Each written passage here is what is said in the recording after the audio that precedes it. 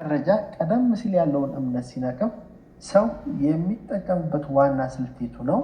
ሀ በቀጥታ እምነትን መቀየር፣ ለ ግንባርን ማጠናከር፣ ሐመሯ መረጃ ሙሉ በሙሉ መተው፣ መ ሌላኛውን አማካሪ መጠየቅ። ከተሰጡት አማራጮች ውስጥ መልሱ የሚሆነው ለነው ግንባርን ማጠናከር ነው። በ2012 የለንስ ዌንሰል እና ባልደረቦቹ በአመለካከት ለውጥ ላይ ያመጡት የምርምር ጽሑፍ እንደሚያሳየው አዲስ መረጃ ከነበረን እውቀታችን ጋር ሲጋጭ ሰዎች እምነታቸውን ለማስተካከል የሚጠቀሙበት ዋና ዋና መንገዶች ብሎ ያብራራል። እነዚህም ሁለት ቁልፍ ስልቶች አሉ። አንደኛው ግንባርን ማጠናከር ነው። ሁለተኛ ደግሞ እምነትን ማሻሻል ነው። ስለዚህ ግንባርን ማጠናከር ማለት አዲስ የሚመጣ መረጃ ቀደም ሲል ያለንን እምነት ሲነቅፍ የምንጠቀምበት ዘዴ ነው። በዚህ መሰረት ማጠናከርና መከላከል እንችላለን። እምነትን ማሻሻል፣ ይህ ደግሞ በእውቀታችን ላይ በቀጥታ ተጽዕኖ የሚያሳድር ስልት ነው። አዲሱ መረጃ ትክክለኛና ጠቀሜታው በጣም ከፍ ያለ በሚሆንበት ጊዜ ይህን ስልት እንጠቀማለን ማለት ነው። ስለዚህ ሁለት አይነት ማሻሻያ ዘዴዎች አሉ ማለት ነው። ጥያቄ ቁጥር 14 በዌንሰል ሞዴል ውስጥ የእምነት ማሻሻል መቼ እንደሚከሰት ተወስኗል። ሀ መረጃው ቀላል በሚሆንበት ጊዜ፣ ለ መረጃው በአስቸኳይ በሚፈለግበት ጊዜ፣ አመሯ መረጃው ጠቃሚና ትክክለኛ በሚሆንበት ጊዜ፣ መ ሌሎች ሰዎች ስለ መረጃው በሚነግሩ ጊዜ። ከተሰጡት አማራጮች ውስጥ መልሱ የሚሆነው ሐመሯ ነው። መረጃው ጠቃሚና ትክክለኛ በሚሆኑበት ጊዜ ነው። ሁለት ዘዴዎች አሉ ብለናል። አንደኛው ግንባርን ማጠናከር ነው። ሁለተኛ ደግሞ የእምነት ማሻሻል ነው ብለናል። በዚህም መሰረት የነበረን አስተሳሰብ የምንቀይረው መረጃው እጅግ በጣም ጠቃሚና ትክክለኛ በሚሆንበት ጊዜ ይሆናል ማለት ነው። ጥያቄ ቁጥር 15 የአመራር ባህሪ ዋነኛ ዓላማ ምንድን ነው? ሀ የቡድኑን ስራ አፈጻጸም ማሻሻል፣ ለ የመሪውን ስልጣንና እድገት ለማሳደግ፣ ሐመርኋ የተከታዮቹን ደህንነትና እድገት ማሻሻል፣ መ ሁሉም። መልሱ የሚሆነው መ ነው፣ ሁሉም ነው። አመራር ማለት በመሪና በተከታዮች መካከል ያለውን ግንኙነት የሚያመላክት ነው። ባህሪ ደግሞ በዚህ ግንኙነት ውስጥ የሚኖረው ተግባራዊና ስሜታዊ ገጽታን ያመላክታል ማለት ነው። በዚህም ውጤታማ የአመራር ባህሪ የቡድኑን ስራ አፈጻጸም ማሻሻል፣ የተከታዮች ደህንነትና እድገት በማሻሻል ሚዛናዊነትን ማምጣት ይጠበቅበታል ማለት ነው።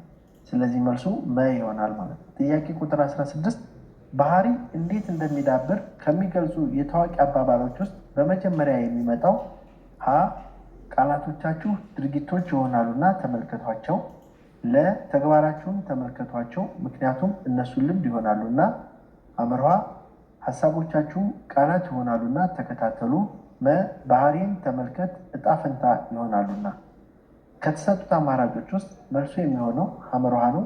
ሀሳቦቻችሁ ቃላት ይሆናሉና ተከታተሉ ነው። ባህሪ እንዴት እንደሚዳብር በታዋቂ ሰዎች የሚቀርቡ 5 ዋና ዋና አባባሎች አሉ በቅደም ተከተል። የመጀመሪያው ሀሳቦቻችሁ ቃላት ይሆናሉና ተከታተሉ ነው። ሀሳቦቻችን ላይ ነው መጀመሪያ ትኩረት የምናደርገው ምክንያቱም ወደ ቃላት ይለወጣሉና ነው። ሁለተኛ ቃላቶቻችሁ ድርጊት ይሆናሉና ተመልከቷቸው ነው። ቃላት ካወጣ። ሶስተኛ ከስሜት ብልህነት ብቃቶች ወይም ክህሎቶች ውስጥ መነቃቃት ከየትኛው ምድብ ይመደባል? ሀ ራስን ማስተዳደር፣ ለ ማህበራዊ ግንዛቤ፣ ሐመሯ ራስን ማወቅ፣ መ ግንኙነት ማስተዳደር። መልሱ የሚሆነው ሀ ነው፣ ራስን ማስተዳደር ነው። ዳንኤል ጎልማን የተባለ ስኮላር ሰው ስሜቱን እንዴት እንደሚረዳ ያሳየውንና የሌሎችን ስሜት እንደሚረዳ 4 ዋና ዋና ማብራሪያ ክፍሎች ያስቀምጧል። 4ቱ ዋና ዋና ክፍሎች ውስጥ የመጀመሪያው ራስን ማወቅ ነው፣ ሰልፍ አዌርነስ ነው። ስሜት አለን። ራሳችንን ካወቅን በኋላ በቀጥታ ራስን ወደ ማስተዳደር እንገባለን፣ ሰልፍ ማናጅመንት ነው። ይሄ ደግሞ ስሜቶቻችንን በተገቢው መንገድ መቆጣጠር እና የመቋቋም ችሎታን ያመለክታል ማለት ነው። ሶስተኛው ማህበራዊ ግንዛቤ ነው፣ ሶሻል አዌርነስ ነው። ራስን ከመገንዘብ ላይ ተነስተን እንደዚሁም ደግሞ ራስን እናስተዳድራለን፣ በቀጥታ ደግሞ ወደ ማህበረሰቡ እንገባለን ማለት ነው። ማህበራዊ ግንዛቤ የሌሎችን ስሜት መረዳት እንጀምራለን ማለት ነው። በመጨረሻም 4ኛው ግንኙነትን ማስተዳደር ነው ወይም ሪሌሽንሺፕ ማናጅመንት ነው።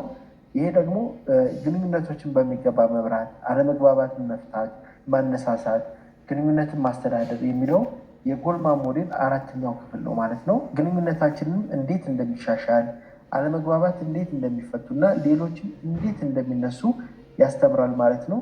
ስለዚህ መልሱ ሀ ይሆናል ማለት ነው። ጥያቄ ቁጥር 18 ስሜታዊ ብልህነት ወይም ኢሞሽናል ኢንተለጀንስ ምንን ያመለክታል?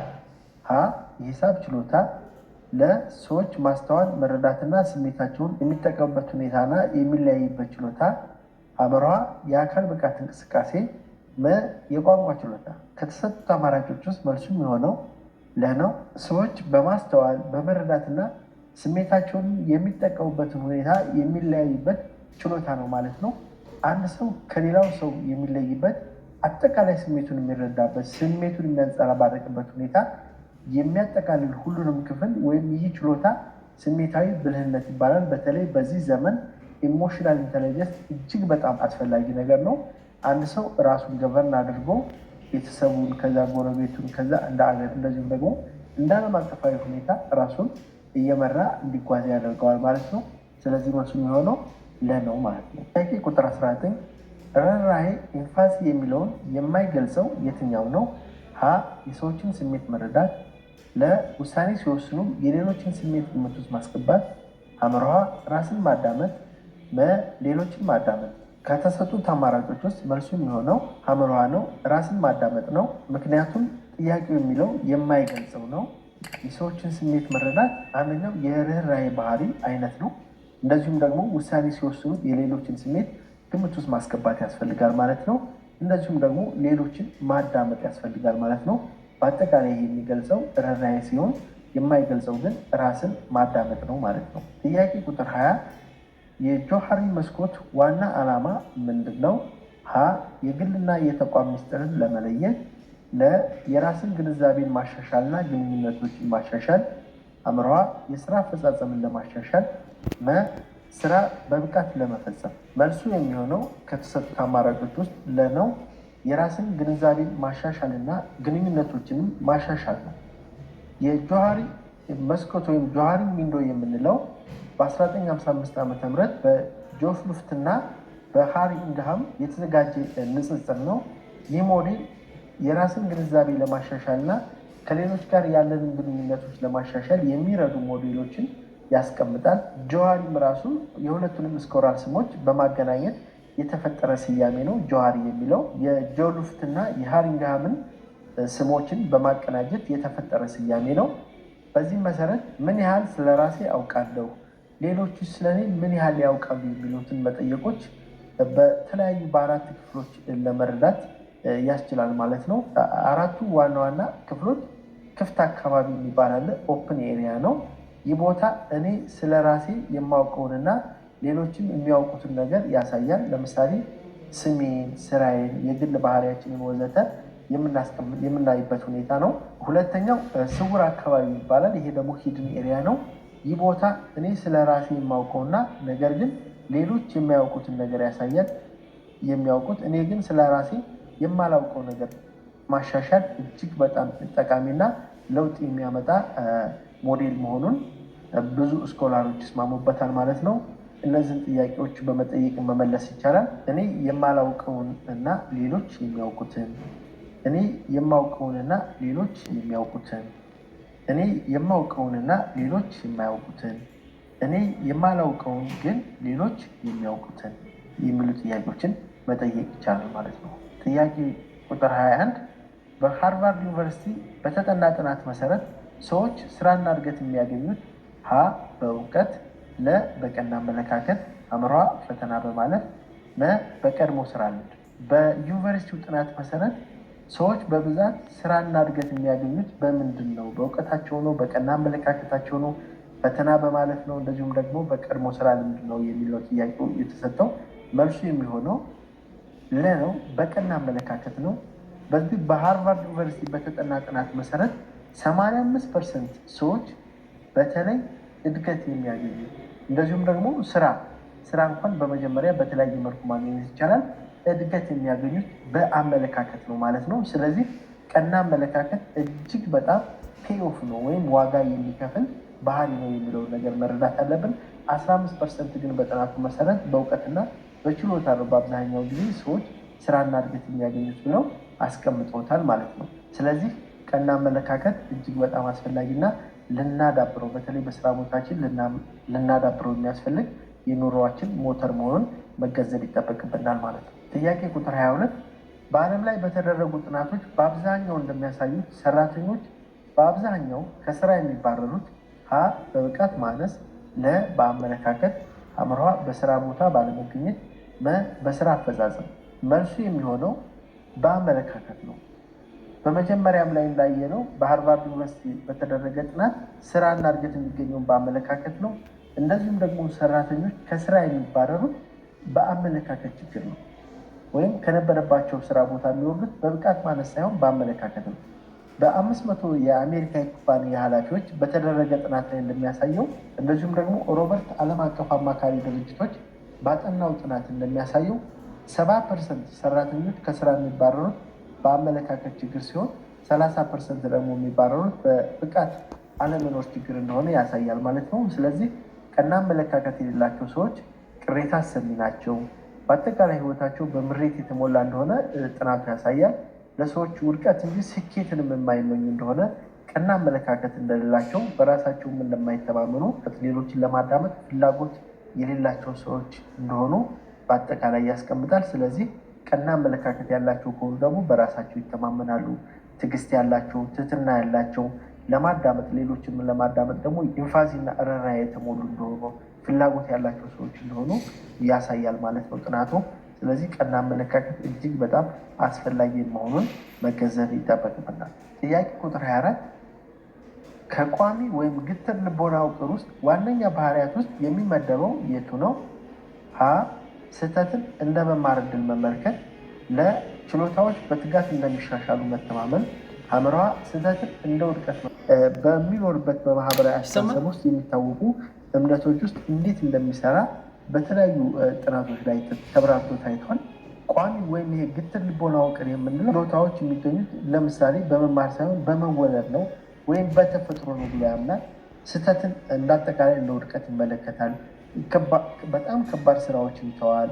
የሌሎችን ስኬት በሚያሳዝን መልኩ ይመለከታል እንጂ የራሱን ልቦና ክፍት አያደርግም ማለት ነው። ግሮዝ ማይንድ ሴት ወይም አዳጊ የልቦና ውቅር ያላቸው ግን ችሎታቸውና በትጋትና በትምህርት እንደሚሻሻሉ ያምናሉ። ስህተትን እንደ የመማር ዕድል ወይም እንደ ኦፖርቹኒቲ ነው የሚቆጥሩት እንጂ በጣም ችግር ውስጥ እንዳሉ አድርገው አይደለም የሚያስቡት። ከባድ ስራን ደግሞ እድል አድርገው ነው የሚመለከቱት። ከባድ ስራ ቢያጋጥማቸው ከዛ ውስጥ የማገኘው ኦፖርቹኒቲ አለ ብለው ያን ነገር በትግል ለመጨረስ ነው ጥረት የሚያደርጉት። የሌሎችንም ስኬት ደግሞ እንደ መነሻ ፖይንት ወይም እንደ ቤዝ ላይ ወስደው በዛ ላይ ስራን በመስራት ወደ ውጤት ራሳቸውን የሚቀይሩ ናቸው ማለት ነው።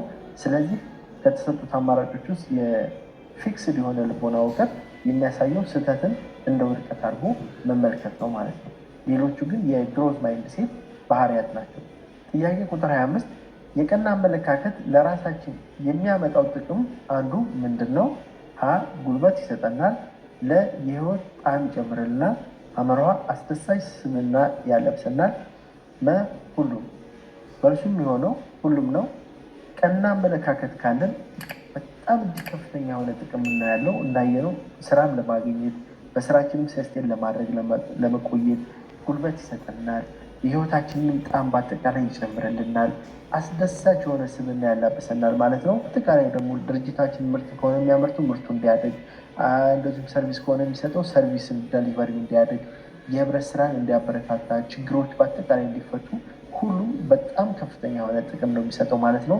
ስለዚህ ቀና አመለካከት ሊኖረን ይገባናል ማለት ነው። ጥያቄ ቁጥር 26 ለማበረታቻ ሞቲቬሽን ወርቃማ ክብ ወይም በጎልደን ሰርክል ምን ያስተምራል?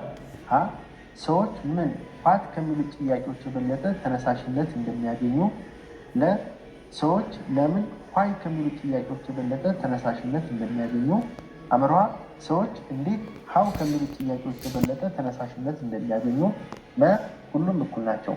መልሱ የሚሆነው ለነው። ሰዎች ለምን ኋይ ከሚሉት ጥያቄዎች የበለጠ ተነሳሽነት እንደሚያገኙ። ወርቃማው ክብ ወይም ዘ ጎልደን ሰርክል በሲሞን ሲንክ የቀረበ ሀሳብ ሲሆን ለማበረታቻና ውጤታማ መሪነት መሰረታዊ ሚና ያለው ነው። ይህም ወርቃማ ክብ ወይም ጎልደን ሰርክል በተለያየ መልኩ ያዩታል። አንዳንድ ድርጅቶች የሚነሱትም ከውጭ ወደ ውስጥ ሲነሱ ኳት ብለው ይነሳሉ። ምን እንሰራለን? ምርቶቻችን ወይም ሰርቪሶቻችን ምንድን ነው የሚሰሩት? ቀጥሎ ደግሞ ሀው እንዴት እንሰራለን? የምንለይበት ነገር ምንድን ነው? እንደዚሁም ደግሞ ሶስተኛ ወደ ውስጥ ሲገቡ ኋይ ለምን እንሰራለን? አላማችን ወይም ምክንያታችን ምንድን ነው ብለው በዚህ መልኩ ያስቀምጡታል። ሌሎች ግን በጣም ትልቅና ውጤታማ የሆኑ መሪዎችና ድርጅቶች ግን የሚያስቡት ይህን ወርቃማ ድል ከውስጥ ወደ ውጭ ነው። ማለትም ኋይ ብለው ይነሳሉ። ለምን? አላማችን ምንድን ነው? ምክንያቶቻቸውን አስቀድመው ነው የሚነሱት። በመጀመሪያ ለምንድን ነው የተነሳ ነው? አላማችን ምንድን ነው ብለው ይነሳሉ። ቀጥለው ደግሞ ሀው፣ እንዴት ይህንን አላማችንን ለማሳካት ምን አይነት ዘዴ አለን፣ ምን አይነት ዘዴ ነው የምንጠቀመው ብለው ያስባሉ። በመጨረሻ ኋት፣ ምንድን ነው ምርቶቻችን ምንድን ናቸው፣ ያመጣነው ውጤት ምንድን ነው ብለው ይገመግማሉ ማለት ነው። ስለዚህ ዋናው ትምህርት ሰዎች ምርት ወይም አገልግሎት እንደሚሸጡ ሳይሆን ለምን ምክንያቱም ለምን ዓላማ እንደተቋቋሙ ሲረዱ በጣም የበለጠ ተነሳሽነት አላቸው ብለው የሚያምኑት ማለት ነው። ስለዚህ በወርቃማው ክብ አስተምሮ መሰረት ሰዎች 7 በአይስበርግ ሞዴል መሰረት የሚታየው 10% ክፍል ምንን ያጠቃልላል? ሀ እውቀት እና ችሎታ፣ ለ አመለካከት እና ስሜት፣ አእምሮሃ እምነት እና ሴቶች፣ መ ሁሉም። መልሱ የሚሆነው ሀ ነው፣ እውቀትና ችሎታ ነው። በአይስበርግ ሞዴል መሰረት የሚታየው 10% ክፍል እውቀት እና ችሎታን ወይም ኖሌጅ እና ስኪልን ያጠቃልላል። እነዚህ ክፍሎች በተለዋዋጭ ሁኔታ የሚገኙ ክፍሎች ብለው ወይም ተለዋዋጭ ባህሪያትን ሲያስቀምጡ የሚታዩ የሚለኩና የሚገለጡ ናቸው ብለው የአይስበርግ ሞዴል ያስቀምጠዋል። እውቀት ማለት በትምህርት ስልጠና ወይም ልምድ እውቀት ናቸው። በትምህርት ወይም በስልጠና ወይም በልምድ የምናገኘው ነው። ችሎታ ማለት ደግሞ እውቀትን በተግባር ለመተግበር የሚሆን ችሎታ ወይም ሙያዊ ክህሎት እንደማለት ነው። ለምሳሌ የማሽን አሰራር፣ የፕሮግራም አጻጻፍ። ጥያቄ ቁጥር 28 በአይስበርግ ሞዴል መሰረት የማይታየው 90% ክፍል ምንን ያጠቃልላል? ሀ አመለካከት፣ ስሜት፣ እምነት እና ሴቶች፣ ለ እውቀት፣ ሐምሯ ሀብት፣ መ ችሎታ። መልሱ የሚሆነው ሀ ነው። አመለካከት፣ ስሜት፣ እምነትና እሴቶች ነው። እውቀትና ችሎታ 10% ነው የሚይዘው ብለናል። ወይም እጅግ በጣም የሚያስፈልግ ለአንድ ስራ ብሊፍሳችን እንደዚሁም ደግሞ ቫሊዎቻችን ወይም እሴቶቻችንን በሙሉ ያጠቃልላል በማለት ነው ያስቀመጠው። እነዚህ በቀላሉ በአይን የማናያቸው ልክ እንደ ኖሌጅ እና እንደ ክህሎት እንደ ስኪልስ በአይን የማናያቸው ናቸው። ነገር ግን አመለካከት ወይም አቲቲዩድ የምንለው ሰው ያለው ስራ ሁኔታ ወይም በህይወት የሚያደርገው እንደ መነሻ እንወስዳለን። እምነት የምንለው ደግሞ ሰው መሪዎች፣ ታማኝነት ላይ 90% የሰውየውን ውስጣዊ ነት በሚታየው ስኪል ላይ ሳይሆን ሶፍት ስኪሎች ላይ ሶፍት ስኪሉ በአልፋቤት እሴት ስሌት A1 B2 እያል እስከዚህ ድረስ ብንሄድ አቲቲዩድ ድምር ስንት ይሆናል ነው? ሀ 50 ለ 75 አመራዋ 100 150። መልሱ የሚሆነው 100 ነው። ይህም ማለት አቲቲዩድ የሚለውን ቃል ውስጥ እያንዳንዱ ፊደል ቅደም ተከተል ቁጥር ብንሰጠው ኤ 1 ይወክላል፣ ቲ 20 ቲ 20 አሁንም አይ 9 ኢ 20 ዩ 21 ዲ 4 ኢ 5 ይወክላል። በአጠቃላይ ሁሉንም የፊደሎችን የሚወክሉ ቁጥሮችን ብንደምራቸው 100 ይሆናል ማለት ነው። ይህ ማለት አቲቲዩድ ወይም አመለካከት እጅግ በጣም አስፈላጊ መሆኑን አንዳንድ ስኮላሮች ደግሞ እያሳዩበት ሁኔታ ነው ማለት ነው። ሌሎቹን ግን ብናይ ለምሳሌ ኖሌጁን ብናይ ኬ 11 ኤን 14 ኦ 15 ደብሊው 23 ኤል 12 ኢ 5 ዲ 4 ጂ 7 ኢ 5 ብለን ብንደምራቸው 96 ነው የሚመጣው። ሙሉ አይደለም እንደማለት ነው ያሳዩበት ሁኔታ። ስኪልስ የሚለውንም ደግሞ እንደዚሁ ደግሞ ለፊደሎቹ ሰጥተን ብንደምረው 82 ነው የሚመጣው። ስለዚህ እጅግ በጣም አስፈላጊው ለአንድ ልጅ በአጠቃላይ በስራው አፈጻጸሙ ውጤታማ እንዲሆን ህይወቱም ደግሞ እየተቃና እንዲሆን እጅግ በጣም አስፈላጊው ነገር አቲቲዩድ ነው ብሎ ያስቀምጡት ወይም አመለካከት ነው። ስለዚህ በመጀመሪያም ስንጀምር ባህሪ እጅግ በጣም ወሳኝ ነገር እንደሆነ ባህሪንም ለምን ደግሞ ትኩረት ማድረግ እንዳስፈለገው የተለያዩ ሀሳቦችን አንስተን ስናሳይ ነበር።